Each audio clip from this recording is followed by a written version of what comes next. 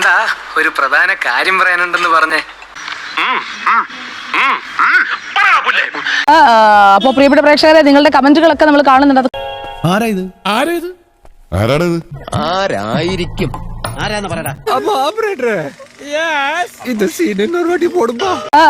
അപ്പൊ പ്രിയപ്പെട്ട പ്രേക്ഷകരെ, നിങ്ങളുടെ കമന്റുകളൊക്കെ നമ്മൾ കാണുന്നുണ്ട്. അതൊക്കെ നമ്മൾ പരിഹരിക്കും.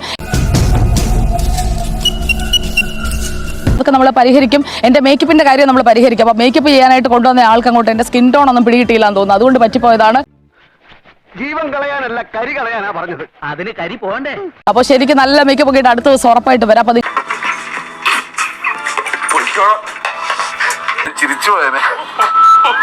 നിങ്ങൾ ചൂണ്ടിക്കാട്ടുന്ന കാര്യങ്ങളൊക്കെ നമ്മൾ ആ വിമർശനങ്ങളൊക്കെ ഉൾക്കൊണ്ട് തന്നെയാണ് പോകുന്നത്.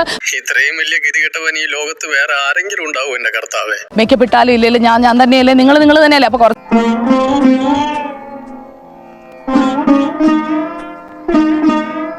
നമുക്ക് ഇങ്ങനെ തന്നെ തുടരാം. നാളെ നമ്മൾ അതൊക്കെ പരിഹരിച്ചിട്ട് വരികയും ചെയ്യാം.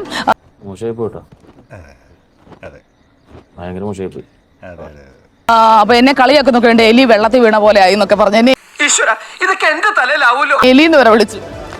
അതൊന്നും കാര്യമില്ല. നമ്മൾ എന്താ തീ കുരുത്തല്ലേ? അങ്ങനെയാണല്ലേ? ഇത് അങ്ങനെയല്ലേ?